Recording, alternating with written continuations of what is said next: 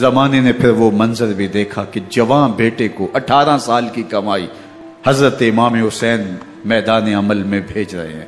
وہ علی اکبر جو حسین کا نور نظر ہے، آنکھوں کا قرار ہے، دل کی تسکین ہے.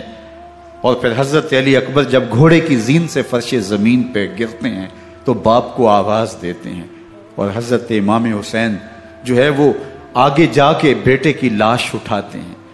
اللہ اکبر، 18 سال کے بیٹے کی لاش کو کندھوں پہ اٹھا کے خیموں تک لاتے ہیں اور ہاتھ پھیلا کے کہتے ہیں مالک حسین کی یہ قربانی بھی قبول فرما. کبھی قاسم بن حسن کی لاش اٹھا کے لاتے ہیں، کبھی اون و محمد کی لاشیں اٹھا کے لاتے ہیں، بھتیجوں کی، بھانجوں کی، بھائی عباس کے کٹے ہوئے بازو اور زخموں سے چھدا ہوا لاشا. کیا کیا قیامتیں تھیں جو اس کربلا کے ایک میدان کے اندر نہیں توڑی گئیں. حضرت امام حسین پر دکھ پہ دکھ، تکلیفوں پہ تکلیفیں. اب 71 لاشیں اٹھا کے خیموں تک پہنچا چکے، اور ادھر مبارزت کی دعوت دی جا رہی، آؤ میدان عمل میں آؤ، اب دیر کیوں کر رہے ہو.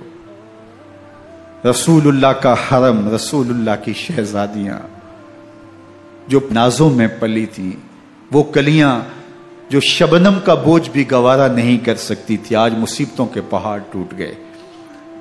حضرت امام حسین کبھی شہربانوں کو، کبھی ام رباب کو دلاسا دیتے ہیں، کبھی حضرت زینب کو کہتے ہیں. حضرت زینب کربلا کے اس میدان کے اندر بڑے حوصلے کے ساتھ اپنے بھائی کے ساتھ کھڑی رہی، اپنے 2 بیٹے راہ خدا میں پیش کیے، ان کی لاشیں وصول کی. لیکن زینب جس جرأت کے ساتھ، جس پامردی کے ساتھ اس سارے منظر کو حوصلے کے ساتھ سہتی رہی، وہ یقیناً حوصلہ سیدہ زینب سلام اللہ علیہا کا ہی ہے.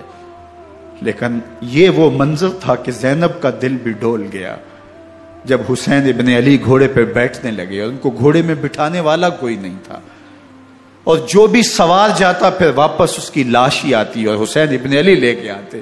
آج حسین ابن علی جا رہے ہیں، زندگی کا سارا سرمایہ لٹ رہا ہے. حضرت زینب سلام اللہ علیہا سنبھل نہیں رہی. حضرت امام رضی اللہ تعالیٰ عنہ اٹھے اور آپ نے حضرت زینب کو صبر کی تلقین کی اور کہا کہ صبر ہی بہترین ذریعہ ہے اور اللہ کی قربت کا ایک بہترین سبب ہے.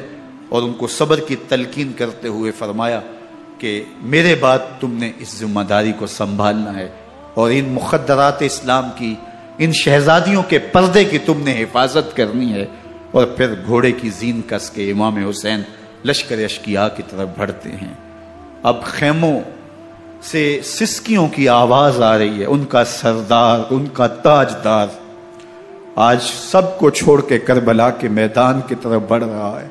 جرم کیا کیا، قصور کیا کیا، اس نے کیا زیادتی کی کہ آج نیزوں اور انیوں کے مقابلے میں 22,000 کا لشکر حضرت امام حسین پہ ٹوٹ پڑتا ہے. آپ پھر اتمام حجت کرتے ہیں، میں نے کسی کو قتل نہیں کیا، خون ناحق نہیں بہایا، میرے خون کے درپے کیوں ہو، اپنی آخرت کیوں برباد کرتے ہو، تم جانتے نہیں میں کون ہوں، میں تمہارے نبی کا نواسا ہوں.